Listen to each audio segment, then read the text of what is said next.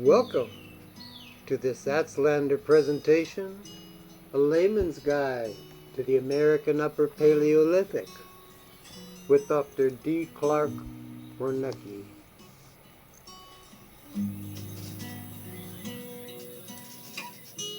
Well, good evening, and thank you all for signing in to listen to my little talk tonight. A previous version of this talk was called The Idiot's Guide. You can see that there, but no one seems to like that title. The reason I called it that was because it wasn't a guide for idiots, but rather a guide by an idiot, me. I'm a generalist. I made a career out of organizing large archaeological projects. And while I've helped head up a series of projects looking at the people in the Americas for the last 23 years, I'm not a lithic analyst. I'm not a geneticist or a linguist, nor even a physical anthropologist. What I'd like to do tonight is give you a layman's overview of some of the current research into the earliest peoples of the Americas. And while I've definitely chosen a side in many of the debates, I'll try to present some of the arguments from the critics as well, at least the serious scholarly critiques. To paraphrase Gary Haynes from his book, The Early Settlement of North America, it's impossible to talk about the first settlers in the Americas without offending someone. At the end of my talk, I'll be happy to try and answer questions, but keep in mind that on some of them I may only have broad answers without technical detail. I also want to talk briefly before we begin about the term Upper Paleolithic. Upper Paleolithic is a term used in the rest of the world regarding the period roughly from 50,000 to 12,000 years ago. American archaeologists, for reasons I've never understood, have resisted bringing our nomenclature in line with the rest of the world.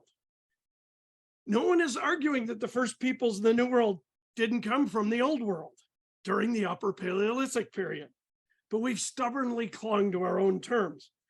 For a long time, we thought that people arrived in the Americas only about 4,000 years ago. In 1940, Frank Robert first used the term Paleo-Indian, though only in a very general sense. By the 1950s, archaeologists were beginning to define a Paleo-Indian time period, usually divided by an early period, including Clovis and Folsom cultures, and a later period. With more and more sites showing evidence of people here prior to the early Paleo-Indian period, we run into a problem. Some speak of pre-Clovis or older than Clovis period, but this puts an emphasis on Clovis that's not justified, as if everything earlier must be measured against Clovis. But if Clovis is not the first recognizable culture in the Americas, then it's no more important than the cultures that follow it. It's not a gold standard. And since Clovis and Folsom are regarded as early Paleo-Indian, what do you call anything earlier? Early Paleo-Indian? Pre-early Paleo-Indian? So that's why I'll just call this the American Upper Paleolithic. We have to talk a little bit about terminology before we wade into this topic. First, I'd like to emphasize that with rare exceptions, archaeologists are looking at technology, things, rather than people. It's what we do. We look at garbage to figure out past human behavior. There's not much difference to us except perhaps maybe the smell between new garbage and old garbage. Now, if you go into a house and the kitchen and baths are black and white and pink tile, for the older ones, folks out here in my audience, you know how old is it? You're talking about late 50s, early 60s. Then you might remember turquoise, avocado, harvest gold, poppy red, black, almond white, stainless steel. No one ever asks me what happened to the avocado people. You know who you are. They became the harvest gold people. But we get asked all the time, what happened to the Clovis people? The short answer is there is no such thing. There is a Clovis technology, but we have little idea what people or peoples used it. All the people we're going to be talking about in the New World are modern humans, Homo sapiens, just like you. Collectively, they're not any dumber or more primitive than all of us here. I imagine the dumber people didn't live as long in the past. Current scientific data points to modern humans' origin in Africa, followed by outmigration. Humans were thought to have gotten to Europe around 50,000 years ago. That is until publication of data from Apodaca Cave in Greece, with the oldest modern human dates outside Africa now 210,000 years ago. Archaeological science, like all science, is incremental. It's based on the best current data and our hypotheses, our ideas of what occurred in the past, and they change as new data is found. Our story of the people of the Americas starts with a Jesuit priest, Jose de Acosta, in 1590. Jose had spent 15 years in the New World in South and Central America, and he wrote about his experiences in a book, The Natural and Moral History of the Indies. It was a real page turner, believe me. The book became the bestseller of the day. People were curious about the New World, and it was translated and printed widely. And in it, he speculated on where the people in the New World had come from. First, he knew as a priest that all humans were descended from Noah and his family, who landed in a boat in Central Asia. So they must have come from there. He looked at whether they'd come by land or sea, and he decided that people were too primitive. His measure for this was they lacked the compass. That's his whole measure for primitive. So they were too primitive to have come by boat without the compass.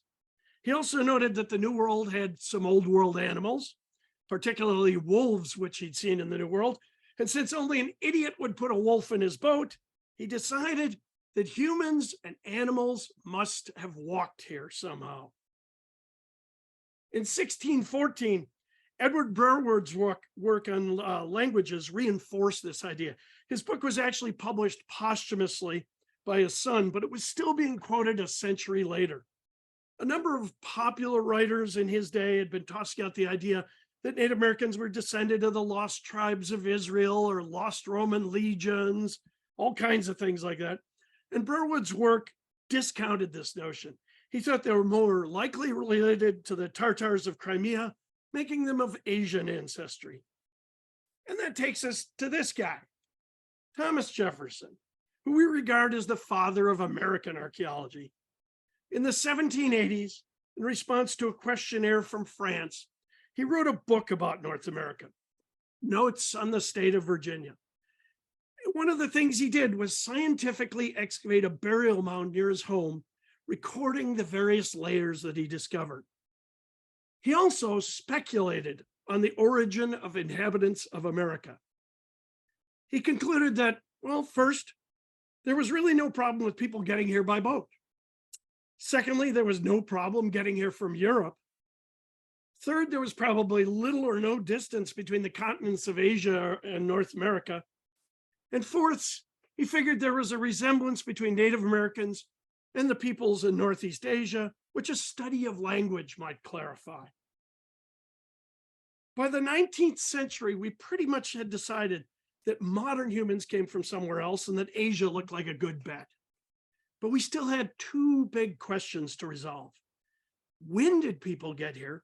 And how? By what route did they get here? And there were many false starts. Dr. Charles Abbott was a medical doctor and a naturalist who took up archaeology on his farm in Trenton, New Jersey. He was impressed by early stone tools coming out of gravels in France at the time, and he's convinced that he had the same thing in the river gravels of the Delaware Valley. William Henry Holmes of the Smithsonian basically ripped his head off, saying that he was equating primitive with old.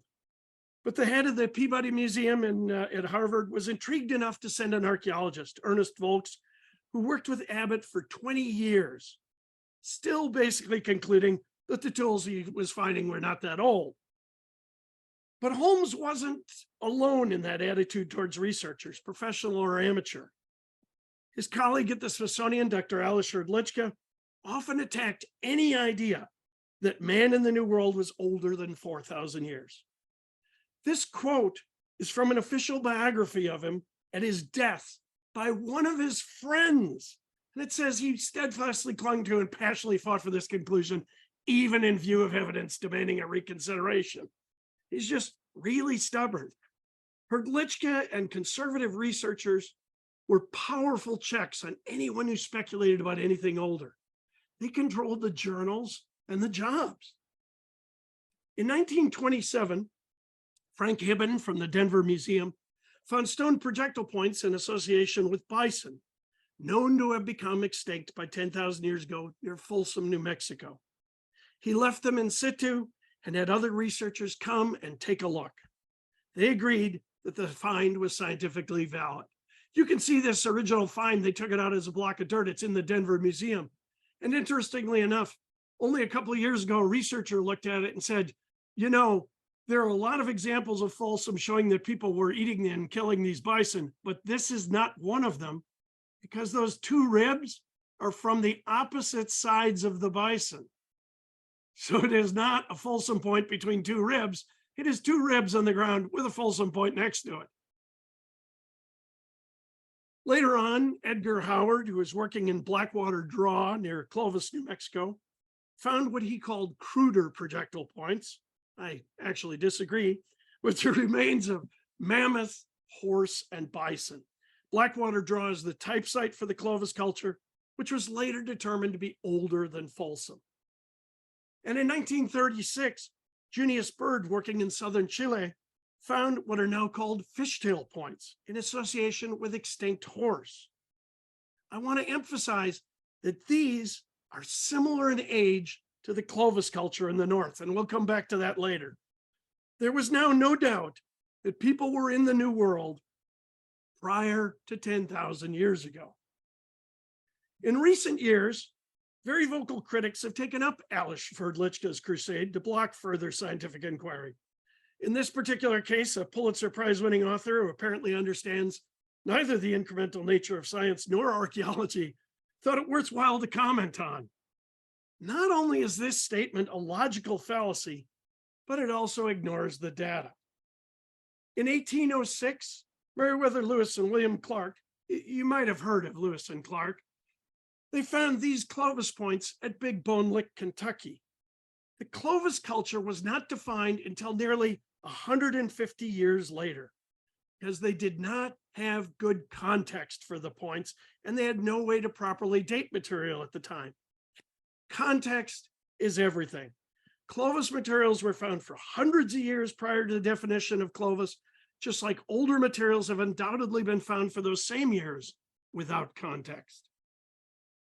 Not that there wasn't early dissent.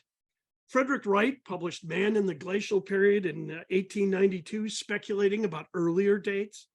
Alex Krieger in 1964 published lists of sites in both North and South America that he thought might be older in a book, Prehistoric Man in the New World. There was scant evidence at the time, but the data in hand seemed to point to an earlier process.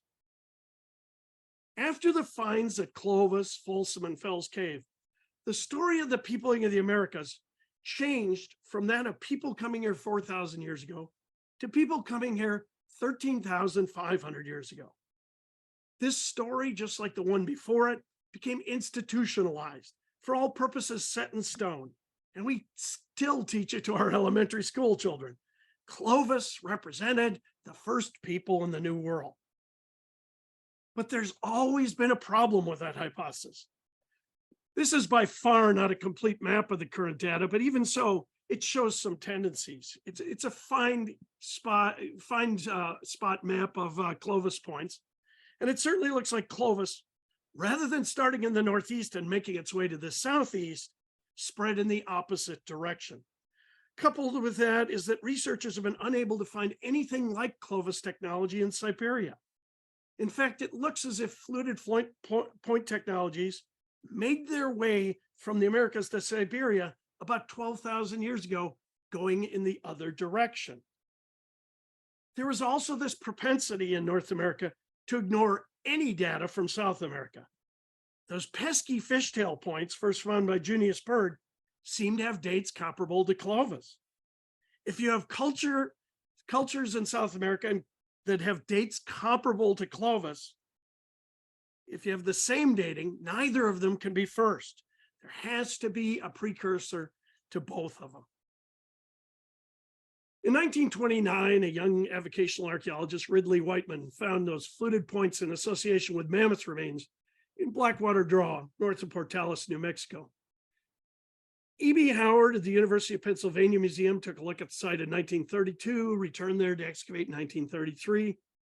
Clovis points excavated in 1936 became the type specimens for what was initially called the Llano complex. Finally, there was some context to Lewis and Clark's find in 1806. The definitive find of human-made artifacts with extinct animals at Folsom in 1926 and later at Blackwater Draw proved that humans were in the New World prior to 10,000 years ago. And even though there were researchers who thought that people had been here much earlier, there was a lack of definitive proof.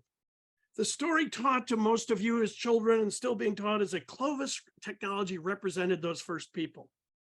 And I've already mentioned several problems with that idea, but the inconsistencies were ignored. Depending on which data you've chosen to believe, we may or may not be in another paradigm shift, just like the one that happened when we decided the 4,000-year-old date didn't fit the data. That shift wasn't instantaneous. Hrdlicka and others went to their graves arguing against it. Science, however, advances through consensus, as even Hrdlicka's friend Schultz recognized in his obituary. When enough data exists for consensus, science changes with it. So what data currently exists? Okay, if we're going to look at some archaeological sites, then we're going to need to discuss the rules of evidence. What constitutes proof to other scientists that you have what you claim to have? Well, you have to show that you have found human-made artifacts, ideally ones that no one can doubt or quibble about. Good geology and stratigraphy demonstrating that the archaeological materials are where they are for good reason and where they should be for the rest of the evidence to make sense. They have to have good context, not just the place, but from what soil, what strata, found with what else. Context is everything. Think of archaeologists as CSI prehistoric. We all know removing or missing one artifact from the murder scene can change everything. We need all those things in good context to recreate what happened there. And lastly, you need good scientific dates. Generally, we mean absolute calendar dates and not relative dates, preferably a large number, and if possible, from a variety of techniques and labs.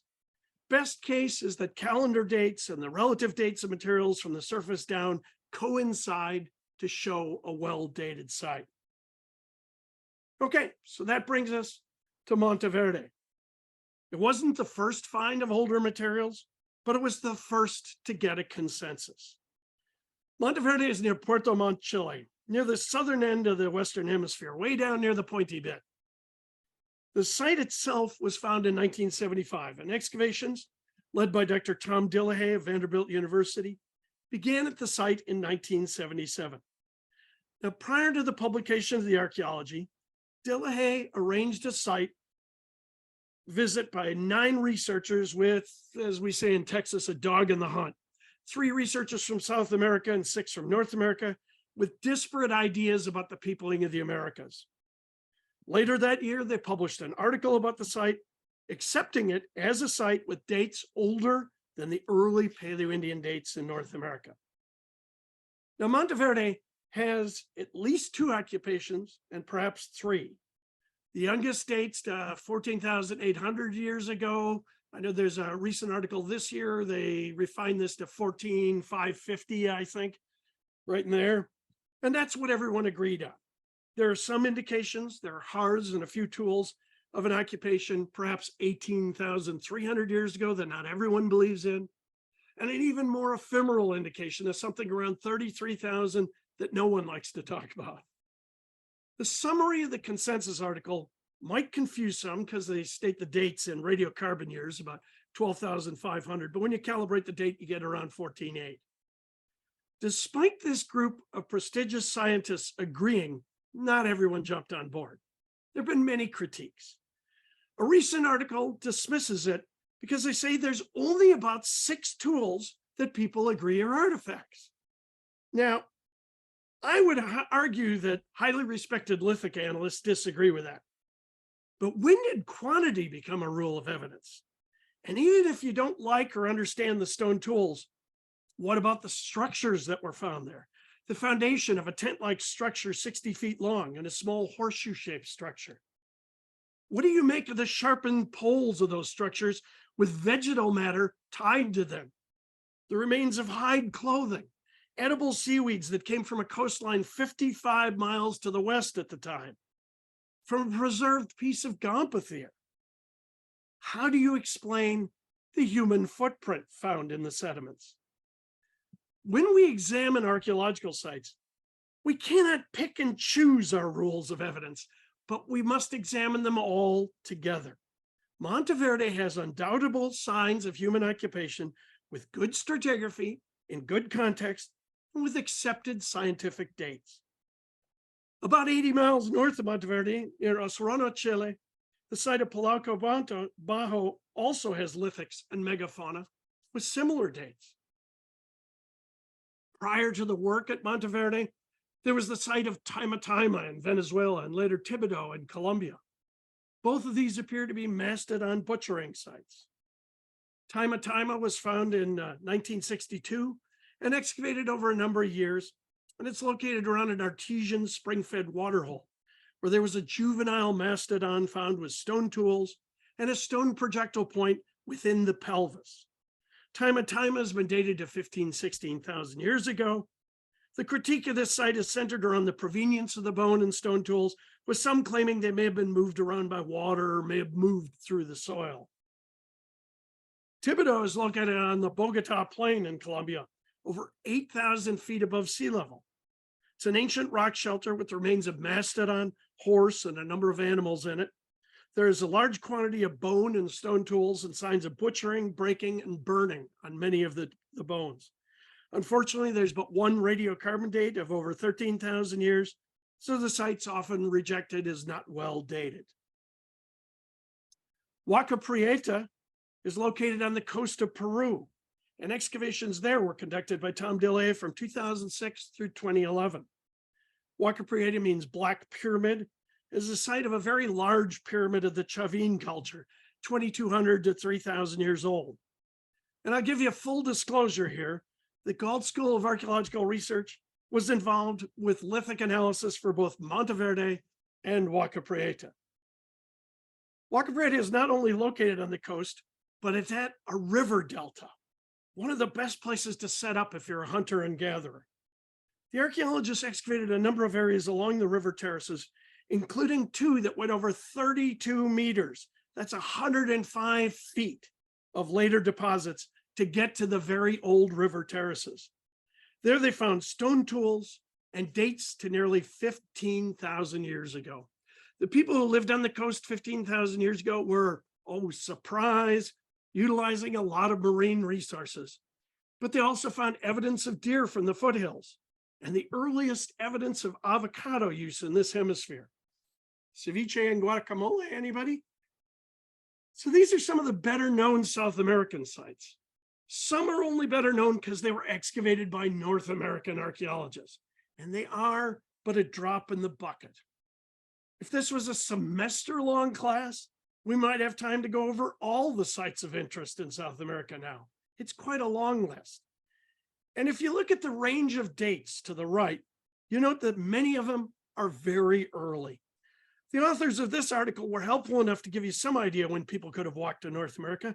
Down in the right corner there where it says ice-free corridor open. And these sites predate the possibility of people walking here. In addition, most of them are of Clovis age or older, again making it impossible for Clovis to be the precursor for these technologies. There had to be a technology these and Clovis derived from. For a long time, the idea was promoted that humans moved into a new, pristine world, chasing large animals, killing everything before them, and as game became scarce, they advanced forward in search of more large animals. The first problem with this idea is that the data supports the idea that these people were all broad spectrum hunters and gatherers. They didn't pass up easy foods or plant foods.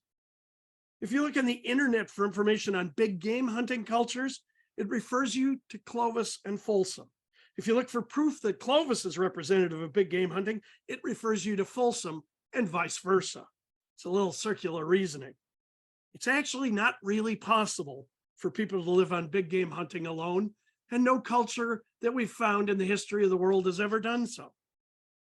There's also a lot of data, if only you look for it, that plants and small animals like shellfish, bats, birds were driven to extinction at the same time, which implies that something larger than bloodlust is involved.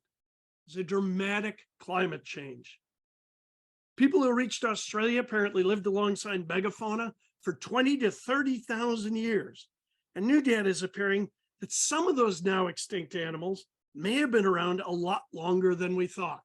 For instance, mammoths in the Yukon until 5,000 years ago.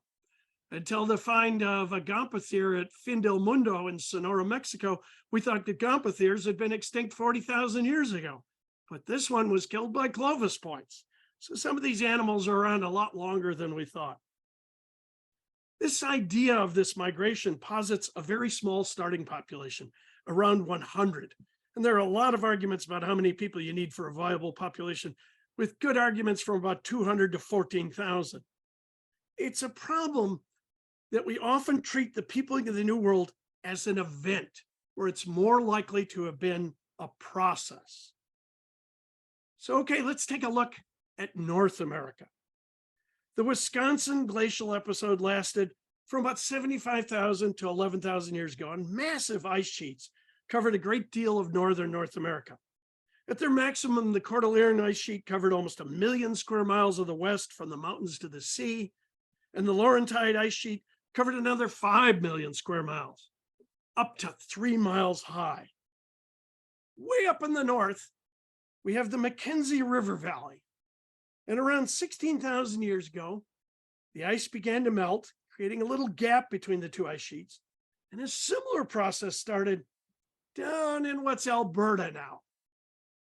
These gaps would be filled with freezing water, first rivers, then periglacial lakes, then swamps, before eventually widening to allow dry land. There's no evidence to date of animals or humans in these gaps until about 12,500 years ago, and no evidence that they connected prior to 12 to 13,000 years ago. In other words, there's no 1,500-mile long ice-free corridor to explain the earliest peoples in the Americas, even if you still believe that Clovis is what they left behind. South of the ice, there are a number of sites to consider. The first we'll look at is Meadowcroft Rock Shelter in western Pennsylvania. Meadowcroft sits above the bank of Cross Creek. It's a tributary of the Ohio River. It's first discovered in 1955 by the landowner Albert Miller, who protected it until 1973, when Dr. Jim Adavasio came to excavate there. There were extensive excavations from 1973 to 1978 and sporadic excavations through to 2007, 11 years in total. The excavations were painstakingly done, sometimes digging with razor blades, and continued down through materials from 1,000 years old to a roof collapse that happened sometime around 13 to 14,000 years ago. The excavations continued down below that to about 16 feet and found materials from human occupations that date between 16 and 19,000 years ago. Artifacts included a basket fragment and an in situ projectile point found right at the bottom of these excavations. Dates came from carbon-14 dates on charcoal and the basket fragment. And the greatest critique of this site was that they were contaminated by coal in the water table. Everybody knows they have coal in Pennsylvania. Repeated subsequent tests have shown no such contamination and no coal in the water table. Next, let's take a look at Cactus Hill. That's about 37 miles south of Richmond, Virginia. The site was an open pit sand mine, and it was first discovered in the 1980s by an avocational collector. Subsequently, Joseph McAvoy of the Nottoway River Survey and Mike Johnson, with members of the Archaeological Society of Virginia, excavated here, starting with a test by McAvoy in 1988 and substantial excavations by both groups between 1993 and 2002. Cactus Hill has a well-dated Clovis component, including projectile points. And in areas A and B, artifacts below the Clovis strata with dates of 18 to 20,000 years ago. The Clovis component is discrete and undisturbed. Below a 7 to 20 centimeter sterile zone, the researchers at Cactus Hill found more stone tools that are quite different from the Clovis occupation above them. Phosphate, an indicator of human presence, was also found in the soil. Even better, the carbon-14 and luminescent soil dates are in agreement. Critiques have been based on the fact that the soil is sandy, so artifacts may move down through the soils. Micromorphological analysis showed that Cactus Hill had multiple buried surface horizons that are spatially and temporally discrete. And oh yeah, there's no sign of mixing or downward movement above it. And the assemblage below Clovis is not Clovis technology. So I love these critiques of mixing because they say there's no mixing from the surface to Clovis, but there's mixing below it. So that's somewhat of a problematic argument. While it's not even close to definitive, it is intriguing that we're beginning to see some artifacts that at least morphologically look alike. I don't know yet of an in-depth technological analysis. The Miller Point was found at Meadowcroft and some similar artifacts at a site downstream. The early deposits at Cactus Hill have a similar looking point, and others have come from the Nottoway River nearby. The artifact from old deposits at Miles Point on Chesapeake Bay also looks similar to one found on an 18,000-year-old Delmarva shoreline underwater in the Atlantic. Archaeologists look for patterns of human behavior, and perhaps we're starting to see some. Let's jump all the way to the West Coast to look at the Paisley Caves in Western Oregon.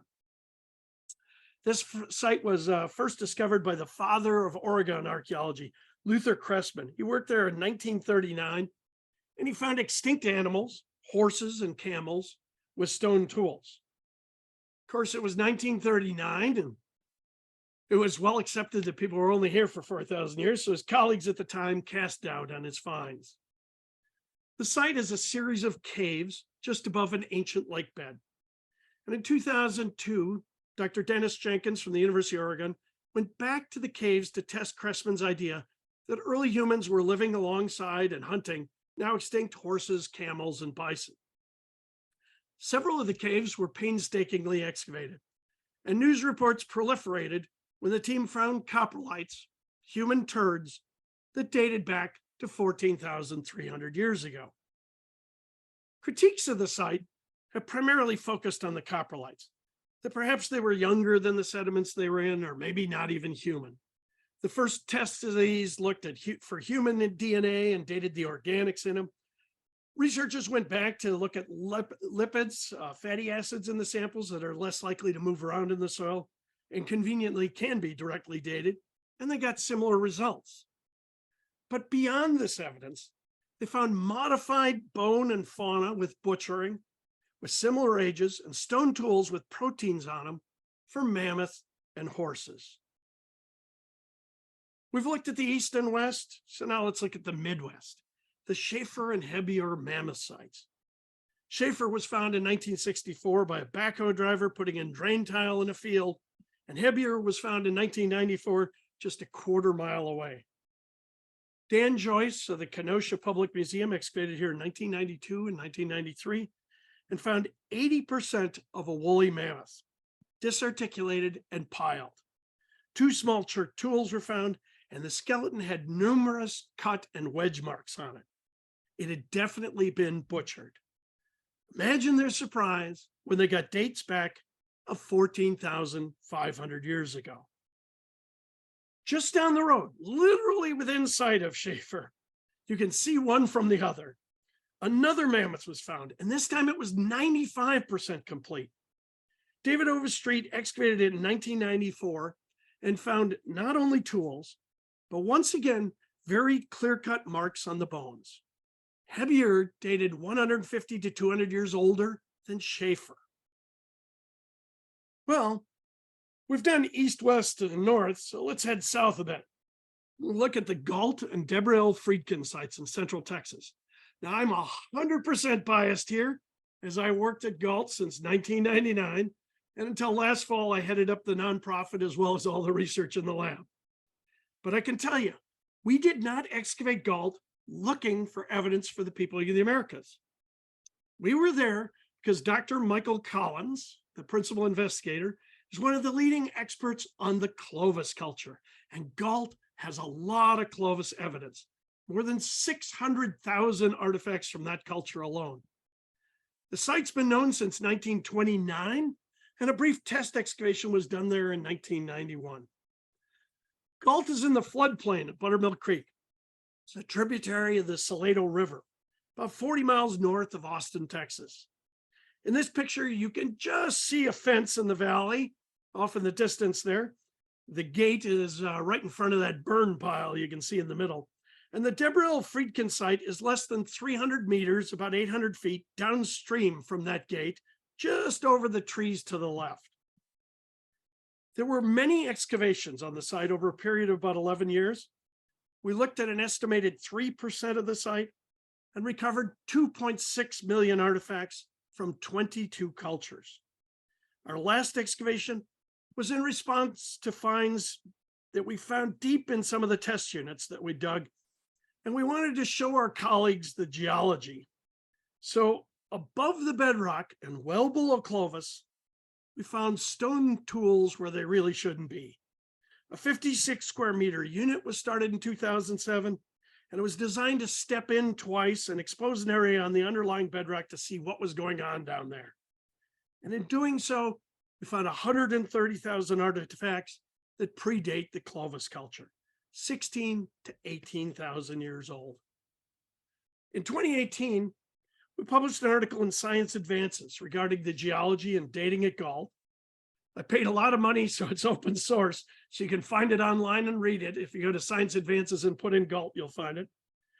The monograph regarding the Clovis and older components went to the publisher in August of last year, is currently in review, so that'll have a lot more detail. You'll probably see it in the next year or so. Since we don't yet have enough information to describe a culture or cultures, we preliminarily have called the oldest material the Gault assemblage. And believe me, it's a very preliminary name for it. I've been arguing for years for the Clark culture. We'll see when we get to that. It's significantly different technologically than the Clovis materials above it, and nothing is moving down through all the other cultural layers to get to that depth. It would take a couple of days to go into greater detail about these sites and others like these that have data to add to the discussion. Turkey Island has good dates on Harz, 14,000 years old, while Calvert has 29 human footprints, at least 13,000 years old. Recent years have seen the publications of old artifacts at Cooper's Ferry in Idaho and Chicohuite Cave in Mexico. Very recently, researchers published on human footprints interspersed with Pleistocene animals at White Sands, New Mexico, 23,000 years old. What about early man? Well, the Suritti mastodon is dated at 130,000 years ago, and Calico Hills, which Louis Leakey claimed was 100,000 years old. Smart scientists learn to never say never. Today's absolute could be disproved tomorrow with new data. We do, however, have those established rules of evidence. And currently, perhaps like Lewis and Clark's Clovis points, there's just not enough evidence to definitively show a human presence earlier. So, how did they get here? Wow, this is the touchiest subject. For a long time, we believed that the first peoples in this hemisphere walked here. And no one's disputing that later on, both people and animals walked in both directions. But if people were here 25 to 30,000 years ago, the first people couldn't have walked here. And that's where it starts to get messy. To get here prior to that, you have to have come along the coast in boats. So some of my loudest colleagues shout, "Where are the boats?" I'd like to think they're kidding because it's not a serious question. Researchers with the Black Sea Maritime Archaeology Project discovered the oldest known human ship, a Greek ship 2,400 years old, in 2017. No one doubted the Greeks had ships prior to that, since there was other evidence like trade items to support the idea. The oldest boat in the world is a dugout canoe from the Netherlands, about 10,000 years old. So what other evidence is there? Well, people arrived in Australia somewhere between 50 and 65,000 years ago and had to cross almost 60 miles of water to get there. 25,000 years ago, we find people in Japan using obsidian from Kagoshima Island. That black band in the picture of that cliff in Kagoshima is not a shadow, that's obsidian. That's 30 miles from the mainland of Japan. People getting to the island of Crete 130,000 years ago needed some kind of watercraft, as did the early hominids in Flores, Indonesia. Skin and bone boats are still used today in the Arctic, umiaks. They have a tremendous capacity. This photo shows somewhere between 20 and 22 people in one. We keep having arguments about how many people are in there. And they leave no archaeological signature. If the weather gets rough, modern whale and seal hunters simply pull the boat onto the ice and use it as a tent. And they're just made of skin and bone. A British journalist with two companions made a journey from Ireland, where they have a similar boat building tradition, to the New World in the boat in the upper right. It's a really great book about it called St. Brendan's Voyage. He later on said it would be a heck of a lot easier with 12 people than it was with 3, but they were able to do it easily. There are 3 major hypotheses: the land bridge, horrible term, by the way, coastal migration, and what's known as the Solutrean hypothesis. There's no evidence of crossings through the Pacific. Much of the peopling of the Pacific Islands was about 1,200 years ago, nor is there any evidence of direct contact with Africa.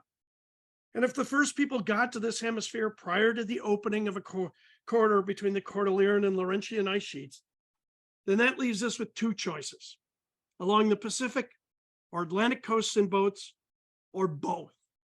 This is a process, not a true-false test. Traveling along the North Atlantic sea ice may even be a shorter distance than the Pacific route. There are migrating birds and seals moving along this ice front as well as the now extinct auk. And since all of these species have to have dry land, any moderately attentive hunter could make the connection that there was more to the west than just water and ice. It's not an especially difficult trip. In addition to our British journalists, more than 156 solo rowers have done it in modern times. In 1563, a group of people stranded in South Carolina built a homemade boat, and most of them survived to reach England. Inuit, probably from Greenland, landed in Scotland in 1682 and in the early 18th century. So is it possible? Well, the answer is yes. People could easily have done it. Now, I'm not going to get into the details of the Solutrean hypothesis here, but let me say, if you quit calling it the Solutrean and just think about possible migration from what is now Europe, there is a possibility, and hypotheses should be tested, not dismissed out of hand. We'll talk a little bit about genetics in a minute. The biggest controversy here is that neo-Nazis hailed this as white people were here first, despite the fact that genetics for white skin are only about 9,000 years old. So there's this knee-jerk reaction. The people in Europe were not Europeans, so they're not white people. It's not something to argue against. Now, traveling along the Pacific coast is certainly possible and relatively easy, if perhaps a bit longer. There would have been refugia, areas free of ice along the coast, with some very early occupations of the area at places like Torquay and Calvert Islands. We find the remains of bears here in the Pleistocene, and bears need a lot of food. There's evidence for people fishing from Cedros Island off of Baja California 11,000 years ago, and some of the earliest human remains, On Your Knees Cave and Arlington Spring, are found along the coast. What we don't have is definitive evidence, archaeological sites that would be located on the Atlantic or Pacific coast in the Pleistocene, because they'd be underwater today. One argument against any migration from the east is based on lithic analysis. There are major disagreements here, but suffice it to say that not everybody sees similarities. We have the same problem when we're looking at the West. The technologies in Alaska and Siberia look nothing like those that appear later in the rest of the Americas. Yes, you say we get that, but didn't they figure it all out with DNA? The short answer is no. No, they haven't. And here's some of the reasons why. We see a lot of graphics like this one, make it seem pretty obvious, but they leave off the bits that might get in the way. For instance, there was an early migration all the way to Greenland around 4,500 years ago, and a later migration by people not genetically related. This graphic simplifies that by ignoring it and making it one migration. And it's important to remember that the peopling of the New World was this process, not an event, and as a process is likely to be complex. One of the problems we run into is that genetically dating something is filled with assumptions. How long a generation is, what the mutation rate was, and that makes it a horrible yardstick. So the best thing to do is to combine it with a culture you know the dates of to give you some markers along the way. So commonly, they throw in the child burial at Anzac, as they do here, and say, the burial was found with Clovis artifacts, therefore Anzac is representative of Clovis. Unfortunately, the first archaeologist to visit the site, D. Taylor, a professor at the University of Montana, wrote of the site, quote, the material was unearthed in such a way that data from several levels could have become thoroughly mixed. Now we can never actually prove that artifacts and bones were definitively associated together in the site. The geneticists have been using this. They just took later archaeologists' assurances that they were associated. And there's some dating problems at Anzac site that you can read up on later. So Anzac's not necessarily demonstrably Clovis, but I'm sure we could all agree that one person's DNA is representative of everyone who lived at the time, right? Wait, what? I know I got my DNA done, and it sure as heck doesn't tell me where my neighbor's from, does it? What about Clovis? This technology we've assumed that to represent the first peoples of the Americas. Anthropologically, the Clovis culture doesn't make a lot of sense. There are all these regional cultures in the old world, no matter where you think immigrants come from. And then there's this monolithic culture from Canada to Venezuela for a time, and then back to a bunch of regional cultures. We also have long recognized, but we've not spoken about it much, the regional variations that we see in the assemblages from this time, as well as the supposedly diagnostic points. We've long talked about Western fluted points and the Eastern fluted tradition that certainly have some general technological and morphological similarities, but they're not the same. These pictured here are all Clovis points from Texas, and they certainly look quite different, and they're actually made differently. We also don't have much genetic material to work with. I'm sure I missed some. There's 2 recent ones from Belize, for instance, but here are 27 sets of remains older than 9,000 years, and the oldest are probably 10 to 15,000 years younger than the first immigrants. There are estimates as high as 40 million deaths in the New World after the arrival of the Spanish. That's a lot of missing DNA.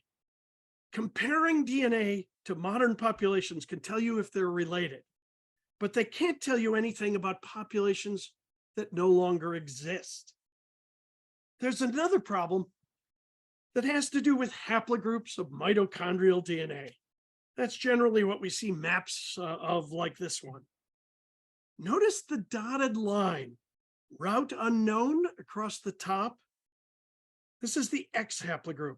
It's found most frequently today in Europe and Eastern North America. Some years ago, there were publications saying that X and the first peoples in the Americas came from the area of the Altai Mountains, northwestern Mongolia. The problem that the X haplogroup in the Altai is only about 9,000 years old, so it doesn't represent the ancestors of those people.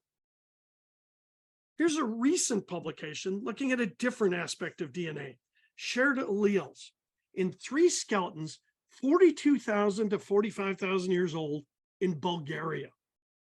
The warmer the color on this map, the more shared genetic drift. Some of these skeletons in Bulgaria are closer to Native Americans than they are to individuals in Central Asia. By the way, the population of Europe's been replaced at least 3 times in the last 14,000 years. So there's a lot of problems, not just in the Altai Mountains, with comparing modern to ancient populations. We only mapped the human genome in 2003 with samples from 20 people, and 70% of that sample used was from one person. And great strides have been made in understanding it, but there's still a lot of things we don't know. There's some great people sequencing ancient samples, but we have a limited sample of ancient DNA. Molecular divergence can precede population divergence. We're missing a lot of lineages. We're assuming genetically distinctive source populations. We're assuming that individuals are representative of a population. We're assuming instantaneous change with no subsequent gene flow, mutation rates based on little data, average generational age, recombination, and that populations are panmictic, meaning that all individual pairs are equally likely to mate. In other words, there's still a lot to sort out. Most importantly, what you should take home from today's talk is heightened skepticism. Skepticism is healthy and part of science. Watch the language. There are code words that should wave large red flags in your head. The following examples are all from recent publications. I like this one. This study proves, or we prove. The scientific method does not prove things. We tried to disprove them. And even then, much of our data might suggest that something is otherwise, but prove is a very definitive word. I love this one. Conclusively shows. Really? Beyond a shadow of a doubt? Can you hear my sarcasm? Does not support. Okay, on the surface, this might seem okay, but it's a real weasel phrase. Lots of things don't support a hypothesis. The dirt on my shoe does not support the hypothesis that the ozone layer of our atmosphere has been depleted. Nope, it does not. But so what? How about refutes the possibility? This is reserved to when you have a real axe to grind with a colleague. This is not only wrong, but it's impossible for it ever to be right. When you see phrases like this, I want you to think of me using my most sarcastic tone and going, really? Because you're going to hear this stuff on TV programs and in articles and everything. What we have now is enough data to say there's a lot of smoke, so we ought to watch out for the fire. We have no definitive answers right now, but we have lots of indications that the old hypotheses don't work. Just like we rejected people being here only 4,000 years ago, it's time to let go of 13,500 years ago as well and look for more data.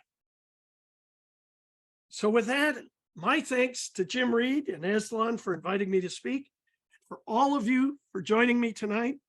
I'll try to answer some of your questions to the best of my ability, but let me remind you again, I'm an idiot. So give it your best shot. Well, thank you, Clark. And here's a person coming in an hour late. So far, we have only a couple questions. Only a couple. Well, I leave you a lot of thoughts. One is, Pat would like to know, how does Meadowcroft Rock Shelter fit into this chronology? Well, of course, Meadowcroft is around 18 to 20,000 years old, so it fits in very nicely. I got a call from a couple of journalists when the White Sands stuff was published. And there's still a lot of questions about the White Sands data, and there's no question there. But the journalist asked me, he said, what do you think about 23,000 years at White Sands? And I said, well, I have 18 to 20, and Cyprian Argeline has 22 at Chickawite, and they have 23 there, and there's 20 up at Meadowcroft. I got no problem with that. Sounds good to me. And I know you lived and went to university here in South Florida, but what are your thoughts about bog people of Windover in Florida? Well, of course, the Windover finds are a lot more recent, but they do give us a lot of indications of ways in which we should change our ideas of how people were. I mean, before that, we thought that these people lived in relatively isolated groups along the coastline and everything. And when we looked at Windover, where we have a number of bodies that were staked out in a shallow pond, and they even preserved some brain material, we were able to do DNA of people that lived there for over 1,000 years. And we find that they're related to people way up and down the East Coast. They're not isolated people. There's a lot of intermixing going on. There's a lot of people talking to each other, and that's important. These are not small groups of primitive idiots living all alone by themselves. I tell people that come out to Gault that, yes, some of these groups might have been small. Maybe they were only 20 people. But the fact is that early on, apparently from the genetics, people learned it's not a good idea to marry your sister. So they're related to the 14 people to the east of them and the 18 people north of them and the 22 south of them. They know who's around them, and they're getting information and trade, and genetics are moving along those paths. All right. Jim, I have a question for Clark. Sure, Yeah. go ahead. Fire Hey, away. Clark. So there was a teenage tooth found at Gault before COVID, and it was sent to human. It's to- not teenage, it's adult. And there Okay. were 5, actually. And they were sent to Harvard lab, and then Right. Harvard lab closed because of COVID. And ever since then, I've never heard any answer as to what those teeth are and what Well, year. Dr. Reich's lab drilled the teeth and could not find enough material to get DNA.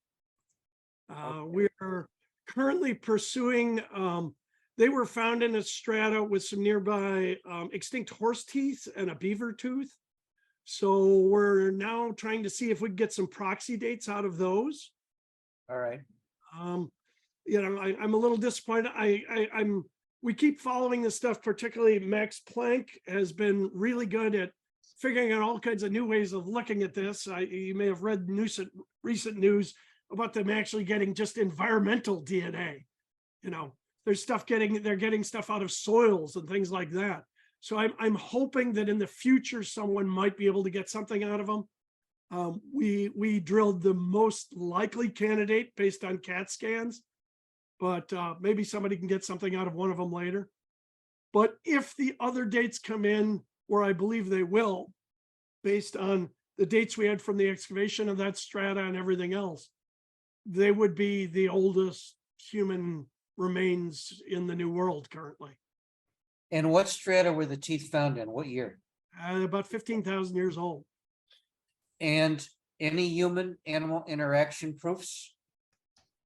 Well, we get lots of teeth and things like that. The problem is that the soils are such, and there's a water table down there that just destroys most organics. So we lose most bone. We don't have any wood. We don't even have pollen or phytoliths down in the lower levels. So definitively, no. We have seen some protein residue on tools and things like that. I take that as evidence, although I would like to have a lot more. There's a lot of work that needs to be done. There have been 8 doctoral dissertations and 16 master's theses out of that so far. And a lot of things that we couldn't do because we just didn't have the money or the personnel to do it. So I'm hoping that more and more people pursue that data. It's 2.6 million artifacts. It's an outrageously large data set. I know. So how much do tests on teeth at Harvard lab cost? Well, actually, that's the best part of the whole thing, is that Reich's lab had a massive NSF looking at ancient DNA worldwide. So they not only paid for it all, but even paid for one of our personnel to fly it out there. So, No kidding. That's yeah. nice. Yeah, they've been I very tell my- helpful worldwide. They've been doing a lot of this work. Esk Willerslev at the Ancient Genetics Center in Copenhagen and Max Planck are probably the 3 leaders in that. And I think they're competing to find new ways of doing it. Right. Right. Thanks, Clark. Yeah, I was talking about the genetics, I said that initial genome was mapped from 20 people. There was an article last week that they have now done a study of 47 people, and they hope to get a genome based on 350 people in the next couple of years. So like I said, we're in the very earliest stages of what DNA can tell us. It tells us a lot about ourselves. It's really hard to tell a lot about the past. All right, Clark, what can you say about Calico? Calico Hills? Yeah. I would say I have actually seen the artifacts. In fact, the folks from Calico came out to a early Peopling of the Americas conference we had in Austin in 2008. I got to say the folks in our lab have specialized in lithic analysis. We did not see human manufacture in the tools they brought out. That is the one archaeological site that Louis Leakey did in this hemisphere. And if you read his wife's biography, her book, her autobiography, she said that his participation in the excavations at Calico were one of the reasons why she divorced him and were disastrous to his professional reputation. I personally, I've seen stuff that looks like it's coming from a high velocity, I don't know what you'd call it, drainage area there where rocks bang against each other, and they're just picking out the things that they think look like tools. Oh, I have a question, Jim. sure, go ahead, Rudy. I heard Clark speak a couple of years ago. I'm sorry. No, it was fantastic. That's why I wouldn't miss this presentation tonight for anything. I'm hoping actually to get you to speak to my own organization someday. But at that time, you were talking about, when you talk about all the DNA evidence found in North America points to Asia, and you made the point that all the DNA evidence is something like 2 skeletons, 2 sites west of the Mississippi, and less than 10 Yeah. on the east side. 29 bodies, Right. and only 2 of them are very old. 2 of them are 12,000, Mhm. 12,500. So, and that's Yeah. way short of where we need it. Mm-hmm. Yeah. So that stands. Is how you do what total less than 30 sites in North America from which we get DNA, Yeah. and the vast majority are east of the Mississippi, which doesn't mean anything in itself, but Well, and for the most part, we're comparing them to modern DNA. That's where the Mhm. Altai Mountains thing came in. That was the Mhm. problem. The people said, Mhm. oh, these people in the Altai Mountains, they have this haplogroup. It's like, yeah, but they Mhm. didn't used to live there. Mhm. So it doesn't matter. Yeah. It's a useless piece of data, Mhm. Mhm. Kind of interesting for the people that live there. They can know more about their DNA, but it has nothing to do with the past. We keep running into this. There have been some recent studies. There's a genetics one that came out this spring, where they were looking at people being related to folks in China and further down, and speculating on a whole different kind of genetic drift. And there were linguists that found that it looked like some of the language data was going the opposite direction. It was actually going to Central Asia from Northeastern Asia. So, there's a lot we don't know. And the tools we have are imperfect at best. We need to find those sites that meet all those rules of evidence. And if we find a bunch of those, then we'll have some idea what's going on. I mean, I tell people, I very much doubt that we have one culture represented at Gault below Clovis. It's a good meter, and it's, from 13,500 to over 18,000 years ago. And I doubt that's one culture. But at Gault, we don't have a way to parse that out. So we've been excavating about 10 sites here in Texas every year, looking for other sites with this old stuff.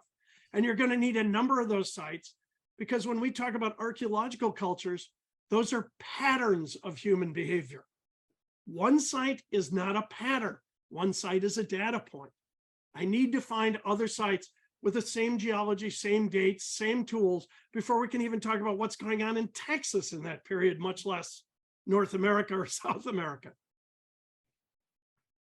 We just haven't been looking. And now that we're actually looking, and there's a lot of people, there's about 70 people, like I said, with the dog in the hunt, and they're out actively looking. And son of a gun, if every year somebody doesn't announce, hey, we've got a site with old dates. We've got a site with old dates. So we'll see. Does anybody else have a question, would like to unmute even?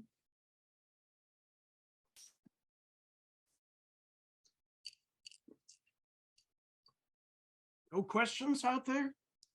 Mm-mm. Everybody's just boggled by all that data. And now they're going to sit down and go, oh, my head.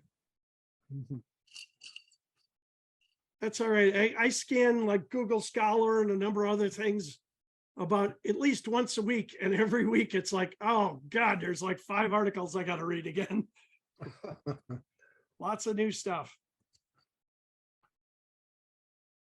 You want to give out the Gault website? You can go to www.gaultschool.org. They're currently working on a new Gault website, so very shortly there should be even more information on there. This is actually the Gault site behind me in this picture. And if you see that white post over my finger there, that's the corner of Area 15, that deep hole. So that's what marks it today. It's in a floodplain, so the excavations have been filled, but it's a beautiful spot. Those trees back there look kind of interesting. Whoa. There's lots of pecans, black walnuts, there's cottonwoods, all kinds of nice things. If you go there on the wrong day, it's going to be 110 degrees and you'll say, why in God's name did anyone live here? But it is pretty in the spring and the fall. Let's see, one new message. Randall saying, thank you for a great presentation. You're all welcome. Kevin says he enjoyed this fascinating presentation. He's from the UWF Department of Anthropology. Yep. Well, I hope you guys all watch these things a little more carefully. My wife doesn't let me watch Discovery or History Channel because she's afraid I'll break her TV. But there's a lot of those programs, and they just start out by saying, this is what we know today, and this is the proof. And you're like, no, we don't. That's not how science works. That's a good idea. Jim Reed and I were talking. I really love Jennifer Raff's new book on genetics. I think it's very well written and really easy to read if you're interested in human genetics. But right at the beginning of the book, she definitively says, absolutely, positively, there is no chance that anyone came across the Atlantic. And later on in the book, she concedes that there could be a lot of missing genetics. Well, those two things conflict. You can't say one and the other and say it's definitive. So. And don't the ancient Cherokee have some Middle Eastern genetics? There's a lot of arguments there. I don't think enough genetics works have been done on that. So. Oh yeah. I mean, I did a class on this last fall, and it was a whole semester's worth of this stuff. But one of the most curious articles I read across was guys looking at the very early sites, including the Yana Rhinohone site in Siberia. And the folks there had looked at genetics and then they run it through this software, and the software gives you affinities. And it says, these people are probably related to these people and these people. And it seemed to show this flow of people towards Eastern Siberia and North America, showed the migration. So this article last spring was about a new tweaked software. They said, okay, that software has a lot of assumptions, and we've come up with a new software. And when they did it, the affinities, the relations between people were going the opposite direction. So sometimes it might be just the software they're using that's giving them an answer that looks like the answer they want. So, they have to keep testing these things, and people say, yeah, we're not sure about that software. We need to tweak it more. So yeah, there was an article just a couple weeks ago about genetics, and I noted they used 3 different softwares from 3 different people to try and look at affinity, which is the way science should do it. You test it. Hmm. If they come up with 3 different answers, you got a problem. All right. Well, looks like things have wound down.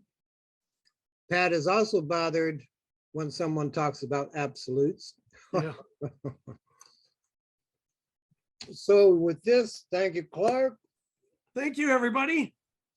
and we'll have you back again next year so you could have enlighten us all and all the sites and information you'll come across in the next year. Yeah, there's going to be a lot. And all right, with that, everybody, thank you for tuning in tonight, and I'll end the meeting for all. All right, Goodbye and good night. thank you, Clark. Thank you for viewing this Aztlander program. And please subscribe to this Aztlander YouTube channel. To subscribe to monthly issues of the Aztlander Magazine of the Americas, contact your host, Jim Reed, at mayaman@bellsouth.net. Thanks again.